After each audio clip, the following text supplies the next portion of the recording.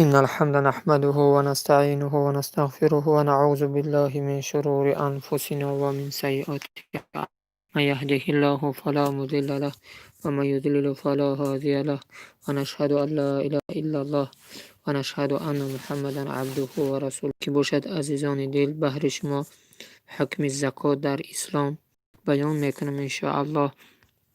یکی از احکامی هسته، از احکام پنجگانه هسته، یعنی بینوی مسلمانی بر 5 پایه میسته. اکثریت میدونه که بینوی مسلمانی به چند پایه؟ به 5 پایه میسته.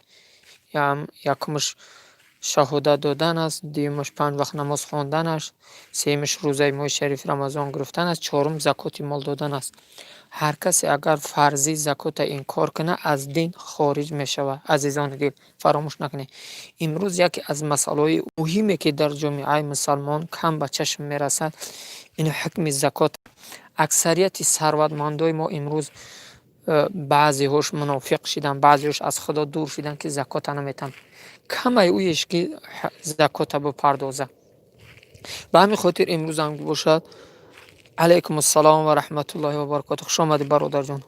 امروز هم که باشد مختصرا در بیان احکام زکات صحبت میکنم انشاءالله. هر برادر، هر خواهر مؤمن مسلمانی که در دل ایمان داره، محبت اسلام داره، میفهمه که صحبت تو چی اندازه مهم است. به خاطر که شاید به یک کسی روان کنی که او ثروتمند باشه، زکات ندونه، بعدا بفهمه و زکات دادن سر کنه. الله متعال همه ما شما را توفیق میدهد که زکات دادن اگر ثروتمند کشیدیم زکات بپردازیم. آمین. احکام زکات. احکام زکات: کسی که ثروتمند باشد و زکات آن را ادا نکند در نزد خدا سخت گناهکار است و در قیامت معذب خواهد شد. پیغمبر علیه السلام فرمودند هر کی دارای طلا و نقره باشد و زکات آن میگه نپردازد، و نقره به آتش جهنم میگه و زکات آن را ندهد، میگه آن طلا و نقره به آتش جهنم سرخ گردیده میشود. به وسیله آن پیشانی و پهلوی هر دو شانه‌اش داغ کرد. همین انسانی که ثروتمند باشد، سرکار به طلا و نقره داشته باشد، پیامبر میگه اگر همو طلا و نقرهش به زکات رسید نداد، خداوند همو نقره و طلا را چیکار میکنه؟ در آتش گرم میکنه و در بدن همو اینه که زکات نمیپردازه، در بدن همو چیکار میکنه؟ آتش میاندازه و بعدا در بدن همو انسانی که زکات نداده است میگذاره. وقتی پیامبر میگه اونها خنک میشوند، باز اونها را گرم میکنن، دوم بار در بدن انسانی همو که زکات نمیپردازه باز میگذارن. خدا نگه بداره. همو را در دام و نقره با آتش جهنم سرگردانده میشه. با وسیله اون پیشانی و پهلوی هر دو شانه‌اش داغ کرده میشه و هرگاه سرد گردد، یعنی خنک شد، مجددا این عمل تکرار خواهد شد. و نیز جناب خدا مال داد، یعنی مالدارش کرد، گاو و گوسپند زیاد داره یا مگزینا داره یا یگام فابریکه داره و زکات آن را ادا نمود، در قیامت مال آن به شکل مار میگردد که بسیار بد و به گردن آن پیچیده هر دو لبش را میگزد و میگوید من مال تو هم، خزینه تو هم، و آن را بدین صورت نکوهش می نماید. نعوذ بالله. اگر انسان هایی که در این روزه نگاه کرد در ماشین های بگیم که بسیار بدوایمه میگردن و فابریکه دارن و مگزینا و ثروتمند هستن، زکات نمیدهند، میگویند که زکاتش چیه؟ با یک رسخود زیاتی اونها را خداوند همون مالشون فردای قیامت به یک مار هم بینمود کلون میکنه که چقدر همون مالدار کلون باشه، مال بسیار داشته باشه، همون مال بیزیب کلون را خداوند همون مالش هم مبدل به مار کلون میکنه که همون گرد بدن همون انسان دا میپیچه و از لب همون انسان چکو میکنه؟ زهر میزنه و میگه من همون مالی تا هستم که در دنیا زکات نمیپرداختی. نعوذ بالله. خدا نگه بداره برادران اهل اسلام. مسئله 920: زکات بر مال اشخاص. با کدام اکه انسان ها زکات واجب میشه؟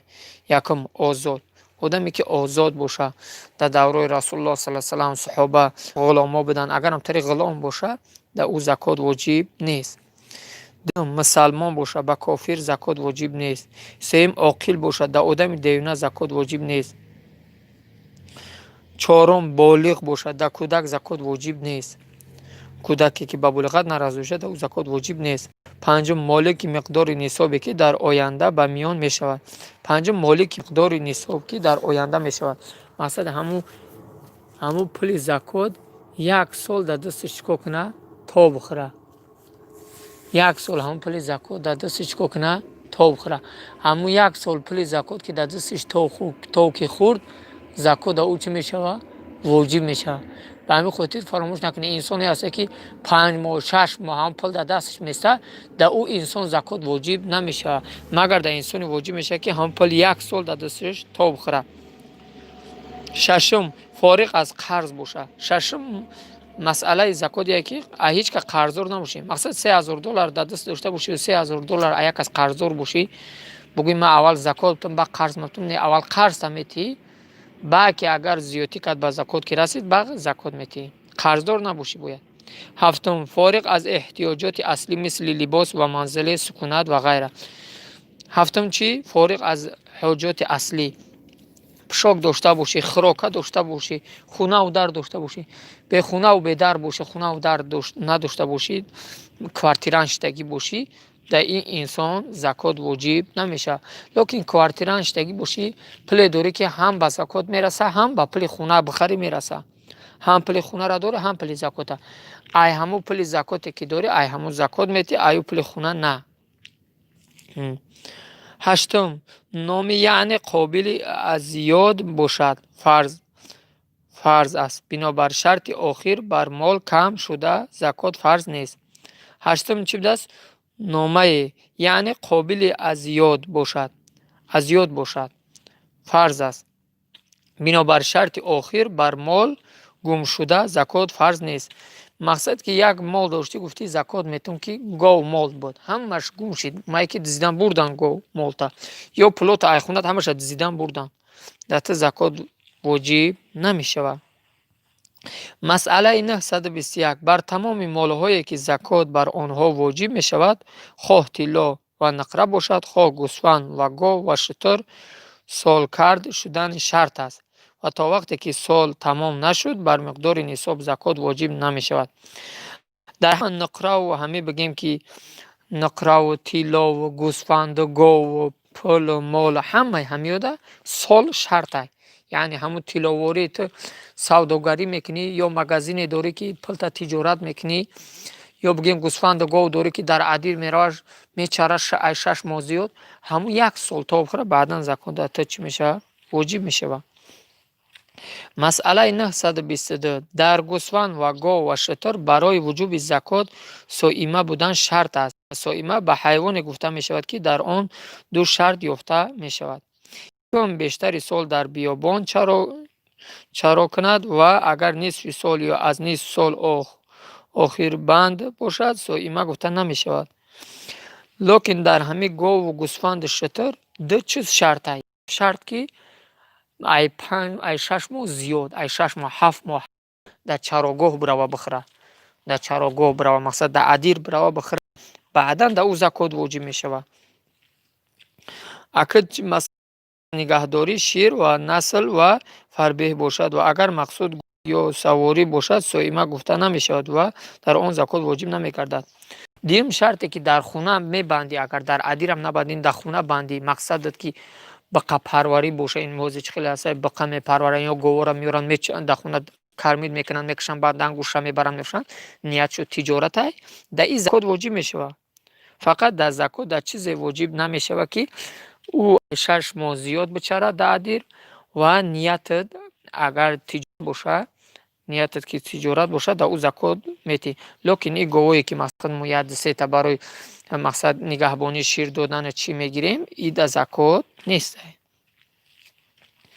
مسئله 923 در اهلی بودن حیوانات و نااهلی بودن آن مادر معتبر است. اگر مادر حیوان اهلی است آن هم اهلی محسوب میگردد. در اهلی بودن حیوان میگه اهلی بودن آن مادر معتبر است. مادرش مقصد چی بگیم گوسفندی ماده مقصد که اگر که یک بگیم که گوی کالون هست یا بگیم که هموی که بچه کردن اونها در خونه هستن، اینها در عدیر هستن، اینها در عدیر هستن. هموی که بگیم ای همو گوی که در همو خانه هسته ای همو اعتبارش میتیم.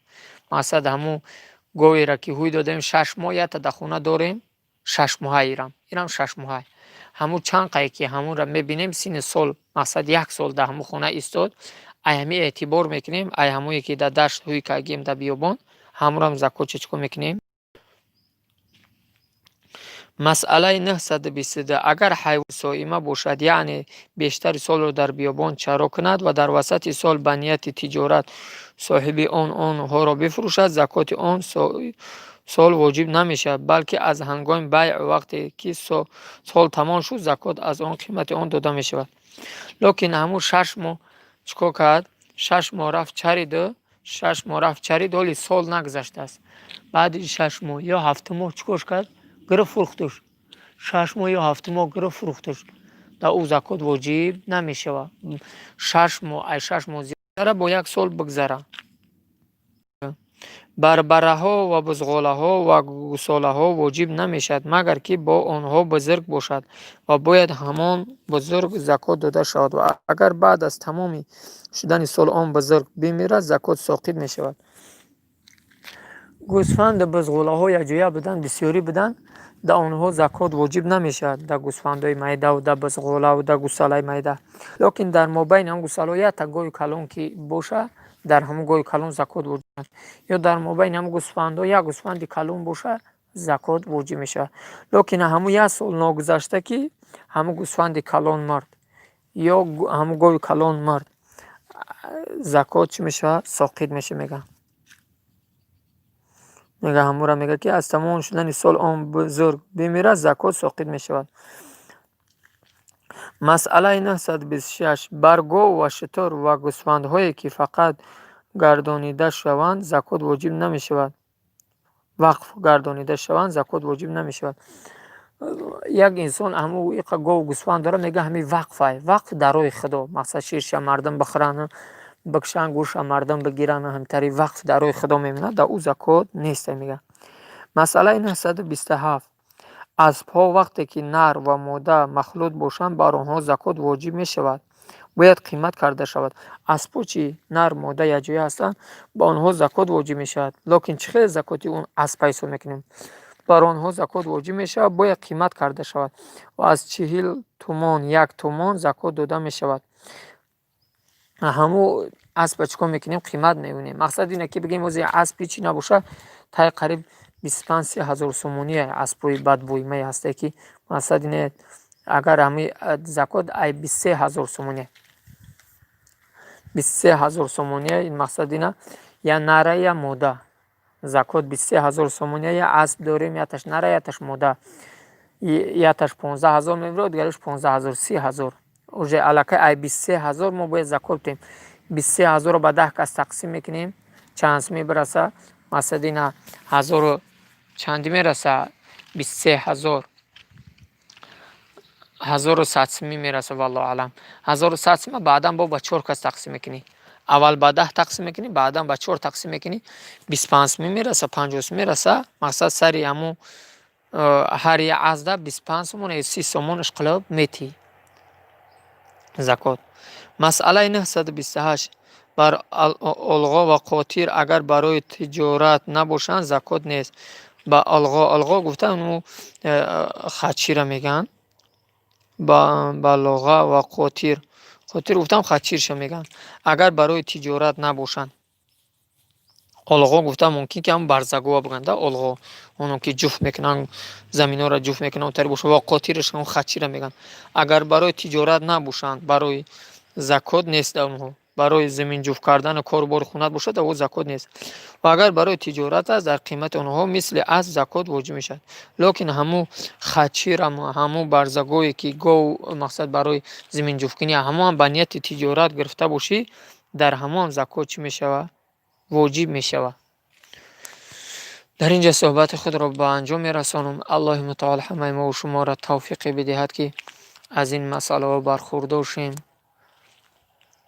در راه زندگی که روز به روز لحظه به لحظه مشکلات و بالای مسلمان ها زیاد میشه، الله متعال من شما را پیروی به توحید و پیروی به علم و ادب و معرفت رفته ایمانی و مسلمانی نصیب و روزی بگردانه. از این حرامی فسادی که امروز اکثریت جامعه را در بر گرفته است، اکثریت ما و شما را به حرام ها گرفتار کرده است، بعضی هم به دین کرده است. الله متعال همه ما و شما را پروردگار مهربان تا دم مرگ من شما را به پیروی قرآن و به سنت رسول الله صلی الله علیه و سلم به فهم سلف صالح نصیب و روزی بگرداند. از همه گمراهی و ضلالت گناه های کبیره و صغیره، شرک اکبر و شرک اصغر، الله متعال همه ما و شما را در حفظ امان خود نگهبان باشند. پروردگار مهربان این صحبت ما و شما را به نفع جان ما و شما نصیب معتل ما منعت ولا ينفعك ذا الجد منك جد. اللهم لي ولوالدي يوم يقوم الحساب، اللهم حسبني حسابا يسيرا، اللهم صل على محمد وعلى ال محمد واصحاب محمد. اللهم اهدنا الصراط المستقيم صراط الذين انعمت عليهم غير المغضوب عليهم ولا الضالين. اللهم ذكرني منه ما نسينا وعلمني منه ما جهلنا وارزقني تلاوته آناء الليل وآناء النهار واجعله لي حجة يا رب العالمين.